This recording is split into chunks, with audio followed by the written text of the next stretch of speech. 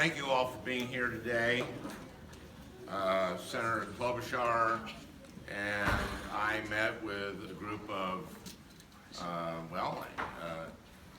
advocates and immigrants and families and refugees and citizens and green card holders, and we, in response to the executive order that President Trump put out, we heard a lot from these folks, and they're going to be speaking to you in a moment. What I got out of it is that this order was put out in a way that is terribly confusing. It is possibly, very probably unconstitutional in that it targets country of origin and religion, both of which are unconstitutional. This is not our country. I would remind President Trump that on the Statue of Liberty, my grandfather, coming in from Belarus, read this: "Give me your tired, your poor, your huddled masses, yearning to breathe free, the wretched refuse of your teeming shore. Send these, the homeless, tempest tossed to me. I lift my lamp beside the golden door." That's our country. And that is the strength of our country. We are all immigrants or refugees or American Indians. That's who we are. And, when he was running for office, President Trump made one visit here, one rally here. He landed at MSP Airport, where over 1,000 Somalis work, and he basically said things that were not true about the Somali community here. And he does not understand the strength of our immigrant and refugee communities. The best event I went to this year was the Wilmer High School, or last year, I guess, the Wilmer High School graduation. And I invited myself there because the class had chosen as their speaker Muna Abdullahi, who had been a Senate page from Minnesota. And the class must have been 65%, good Minnesota, white, German, Norwegian stock, and the president of the class was named Hovland, I think, and the valedictorian was part of the 15% of the class, and she was born in Ecuador, and it was 10 or 15%, and Muna was chosen as class speaker, and I got to introduce her. That's our country. That's the strength of our country. Muna is now at the University of Minnesota. I saw her this fall. Her sister was voted homecoming queen, her younger sister. After that, I talked to the ambassador from France to the United States. I said, "What's a Frenchman in France?" And they said, "A Frenchman is someone who can point back to the village his family is from in France centuries ago." That's why they have problems in France and in Belgium. Here, you're an American when you're a refugee and you get here. You're an American. And we vote you homecoming queen. That's the strength of our country. And I think Senator Klobuchar, who talks a lot about H-1B visas and business and the strength of, and we met here a Iranian American who got his PhD and works at 3M, is an engineer at 3M. And how detrimental this is going to be, and why Justin Trudeau is going to be gobbling up our educated and, in Canada. Anyway, I would like to introduce our senior senator, as she reminds me of very, very often, Amy Klobuchar. Thanks, Al. All right, girls, let's get over here. All right, well, thank you everyone so much, and it was incredible to meet with everyone today. I want to thank Senator Franken for bringing the group together. And what has happened is irresponsible and unconscionable. You know, I have always been, as a former prosecutor, someone that believes in thorough vetting and strong national security measures. And if the new president wants to look at biometrics and some of the other technology that we think we could use more, I think that's a good thing. But you don't create chaos while you're doing it. And you don't do it on the backs of these little girls right now who are waiting for their 4-year-old sister, right, to come in. Their mom from Uganda, is that right? These are the faces right here of who this is affecting. This is it, in these little pink jackets, all right? And it's a 4-year-old. That's what we're seeing repeated all over our country and all over the world. Yes, there was a lot of attention yesterday on the hundreds of people that were detained at the airports. Some of them are now being able to get out, but that is just a very small slice of the people who are going to be affected by this. There's hundreds of thousands of green card holders from the countries that are the focus here, right? And while this morning we've heard, well, maybe they won't be affected, if you really read the order, they are affected. There are people that are on student visas, college students who are maybe going to college at the University of Minnesota, who happen to be in Canada or somewhere else, that can't come back right now. There are people on business visas that aren't going to be able to come back or aren't going to be able to go where they wanted to go for their business. We had with us today a 3M engineer. We have met a Marine that's here who served our country courageously. These are the people and their families that are going to be affected. They want to go visit their mom in one of these countries, or they want to go to a parent's funeral, and they're not going to be able to go right now. That cannot be the intent of this order or what our country stands for. Businesses will be affected in Minnesota and across the country because this is a vital part of our workforce. Our state, as Senator Franken has pointed out, is a home of so many proud refugee groups, biggest population of Somalis and Liberians and Oromos, second biggest population of Hmong. These are legal workers who work at every business that you go to, at every hospital you visit. In our country, and we're basically stopping the flow of those people who come and are part of our state and part of our country. I'm hopeful they're going to make changes, that they're going to rescind this so we can work with them going forward, but we don't know that, and that's certainly not what we're hearing right now, and that's why you're seeing such an uproar all over the country. I wanted to end with two things. One, and I know Senator Franken will also say this, that individuals that are having issues should be free to contact our offices. Our number is 1-888-224-9043. Did you guys write that down? I'm just kidding. I'll ask You have a direct. Yeah, direct line right here. If anyone has any cases, and we're already getting calls, we know this is happening. And then the second thing is just what this has meant to our community. And I'll end with a story similar to Al's, and this was a story I heard actually this summer, and I was the Hennepin County attorney during 9/11. And George Bush made sure, he stood up after 9/11, after that horrible terrorist attack, and said, these are evil people, but we're not going to indict an entire religion, we're not going to indict an entire region of the world. And he actually sent his U.S. attorneys out to meet with the Muslim community, and I, as a county attorney, went with the then U.S. Attorney Tom Heffelfinger, and we met with people, and we assured them that if they were hate crimes victims, if anything happened, they should come forward. And I met some people who told me the story of a family. The parents had been through that time, and they were fine, nothing happened.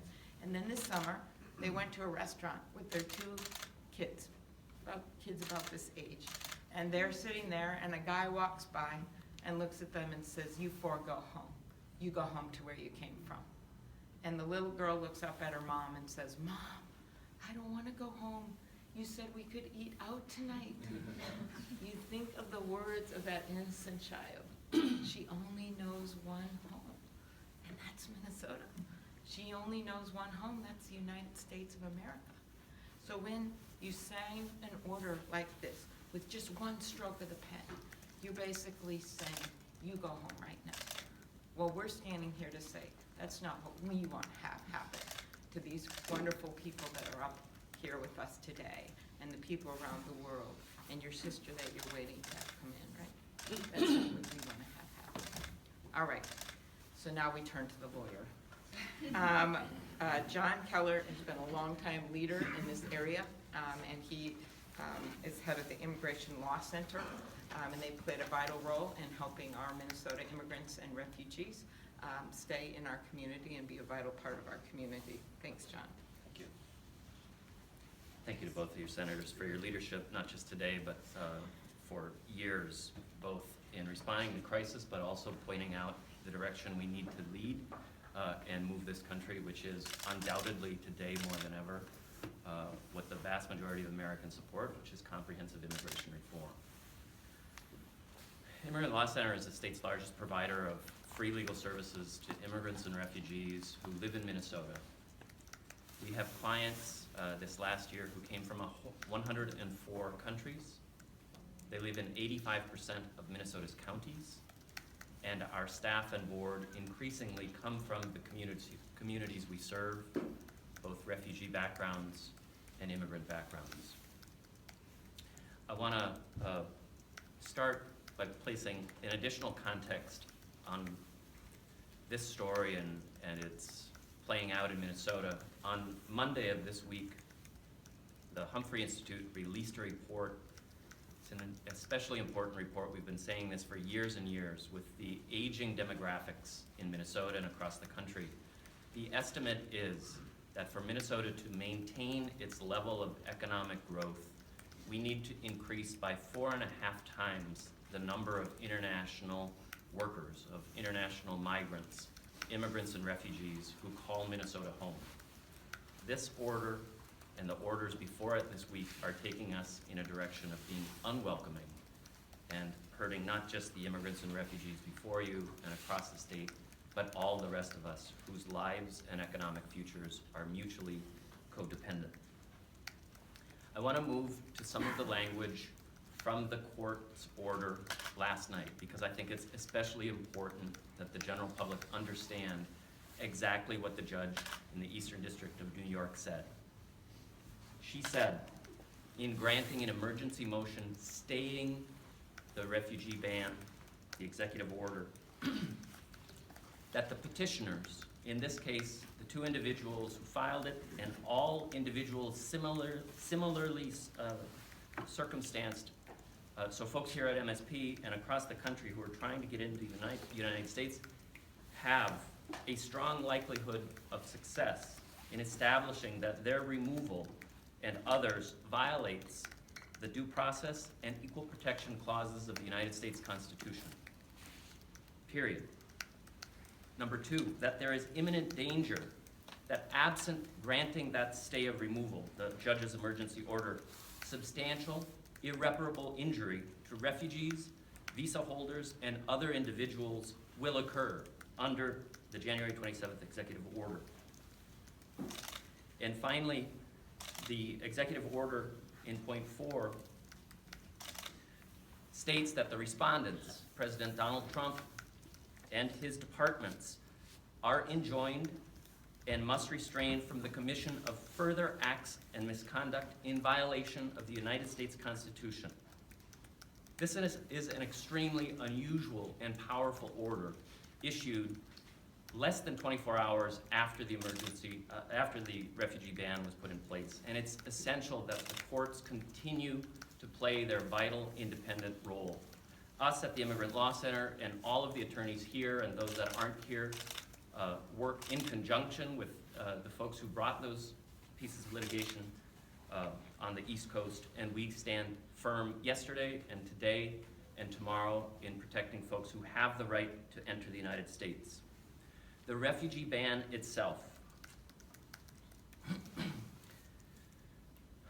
bans all refugees from all over the world from entering the United States for 120 days, for 4 months, period. It cuts our commitment to the resettlement of refugees by 55%.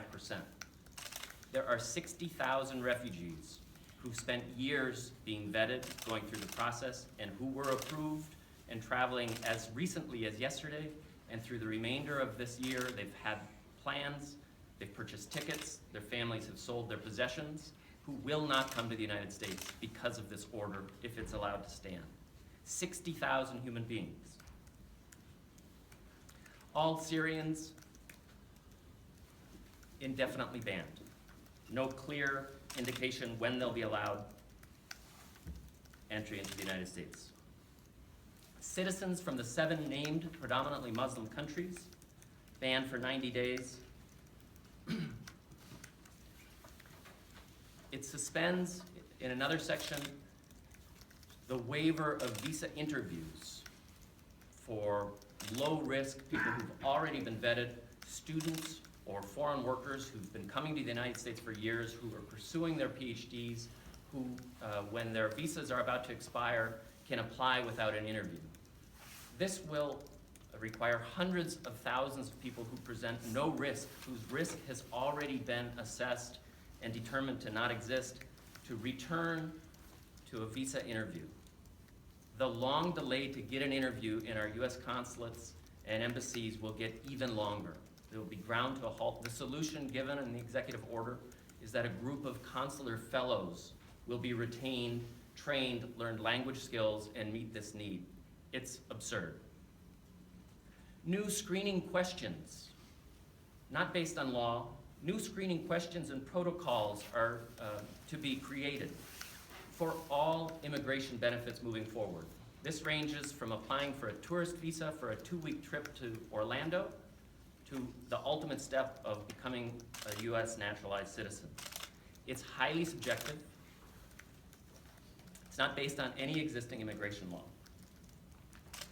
And finally, here in Minnesota, the piece that will impact people who are here is the rescission of exceptions to the overly broad Patriot Act definition of terrorism. At Immigrant Law Center, we had a 9-year-old child who was prevented from applying for a green card because there was an assumption that she could have been part of a terrorist bar from Ethiopia. The memo is written as though President Trump, for the first time, deduced that we need to be applying levels of scrutiny and security to people entering the United States. Refugees are the most highly scrutinized, most highly reviewed immigrants that arrive today. Agencies involved in their vetting: the U.S. Counterterrorism Center, the FBI, the Department of Homeland Security, and the State Department. The memo falsely equates being a refugee with being a terrorist or a terrorist risk. Importantly, the memo also only outlines certain Muslim-predominant countries and not others. If Muslims in themselves were a risk, why are we only naming some of them? President Trump, the day of this executive order being issued, went on the Christian Broadcasting Network and proclaimed that the memo is intended to provide a more lenient path for Christian refugees. Not only does he violate the Equal Protection Clause and the ideas of the Constitution, but also runs asunder our international human rights commitments to provide protection and refuge for people from all over the world. The ban blames, scapegoats, refugees, and Muslims. This is not business as normal. This is not normal. It will be opposed by lawyers, by elected officials, by community organizers, by Silicon Valley, by Minnesota's employers, by faith groups, by Democrats, Republicans, and non-aligned members of the public, with all means necessary. Thank you.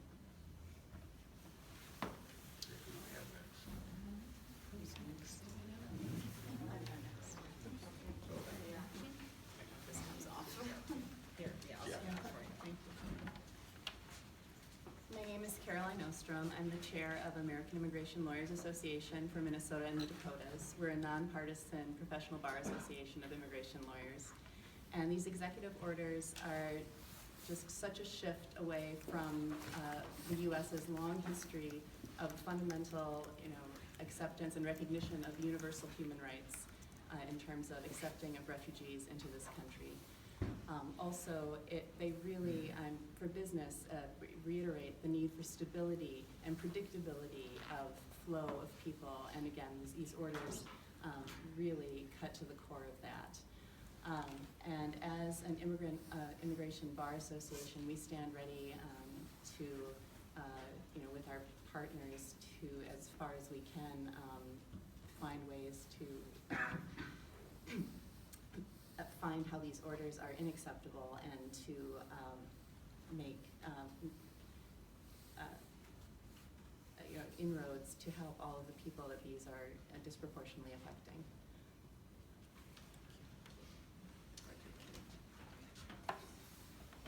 Who's up? Okay, all right. Yeah, Huh? yeah, thank you. It was close, I want to thank both senators for, The microphone. Is I it think not it's just on? like the connection. The, what happened? Connection? Yeah, I think it just has to be pushed down. You got it. It's going. Okay. Thank We you, got guys. it. Thank you. Sure. I want to thank both senators for giving us a narrative, a voice, and a platform to be heard. My name is Mohammed Zafar, I'm a former U.S. Marine, and so is my brother. And I want you guys to know, and I want the whole America to know, that when we came to U.S., we had an opportunity. I came from Pakistan. My grandma is half Yemeni, half Syrian. And even before we came to the U.S., when we go through the process, we knew this place would be a place where we would be able to become whatever we want to be. And that is why my parents brought us to Minnesota, to the U.S. And throughout our career, going through junior high, high school, all of that, I knew that, I felt it, never felt any different besides the regular, tease the kids give each other. And a time came when I wanted to give back to my country what it gave to me, the U.S. And I joined the Marines right out of high school. My brother was in the Marine Corps. We served, we got out. I went on to become a community psychologist, and my kids are now growing up here. Having seen what is going on right now with the ban, it blows my mind. And I have a lot of Somali friends who look at their passport in America, they're like, it says where you're from. And one of them is a special forces in the Army, and he's the one who brought it up. That is not the type of thought process we need to have. That is not the type of pride as immigrants we need to be faced against. We're Americans, we want to do what we can to help each other. And this type of ban doesn't help anyone. It creates problems and confusion, and it needs to stop. And we as Americans can do this together because all of us here are immigrants, and we do what we can to make this country great because always has been great. We're just going to make it better every day. Thank you. Can you spell your name for us, please? Mohammad, last name Z as zebra, A, F as Frank, A-R. Thank you. And I want to add what Mohammed just said. Every one of us up here is an immigrant, or a kid of an immigrant, or a grandkid of an immigrant. Right? Or refugee. Or a refugee. Thank you. Hmm? Yeah, my name is Sudala, and I came to the United States the year 2012. I was settled in Nashville, Tennessee, and I moved 1 year ago, this state of Minnesota. I can't believe it, 5 years ago, I didn't know where I'm going. I was unable to go back to Somalia. I was stranded in the Dadaab Wildlife refugee camp. And 5 years later, today I'm standing in between Senator Emma Klobuchar and Senator Al Franken. That's only can happen in the United States, and I'm grateful all the great things that this country offered me. And 2 weeks ago, my dad, my mom, and my sister, my brother, just landed at Minneapolis-St. Paul International, straight from the Dadaab refugee camps. And I invited, as a refugee advocate, I invited 2 local Minnesota TVs and tell them this is what it looks like, families reunion. And I first wanted to thank the two senators and the staff for inviting me and giving me this opportunity today. I also wanted to thank the great things that they're doing for Minnesota and all the refugees worldwide. I'm one of the newest Minnesotans who came from the world's largest refugee camp, home of 500,000 refugees from 5 different countries. Luckily, my mother, my father, and my brother joined me 2 weeks ago, just 20 days before Donald Trump was inaugurated. However, I'm here today because I'm terrified by the executive orders from the President of the United States. I'm terrified because my siblings, my young brother who is still in the refugee camp, who finished all the process, will not be able to join me. From my first-hand experience living in that refugee camp for 21 years, I was 9 months old when my family came to that country, Kenya, and UNHCR and other government organizations hosted us. It took me 20 years to come to this country. I attended my primary and high school education in Kenya, and I learned English there. I am honored that today I got opportunity to shape all the ministers. When I was in the Dab refugee camps, when I was in the high school, I was the leader of the school debate team, and I went there, I was invited when the Secretary General Ban Ki-moon was coming to the Dab refugee camps, and the current Secretary General Antonio Guterres. 2 days after that date, I met German Minister for International Development. He was opening a new refugee camp for Somalis who flee from the drought.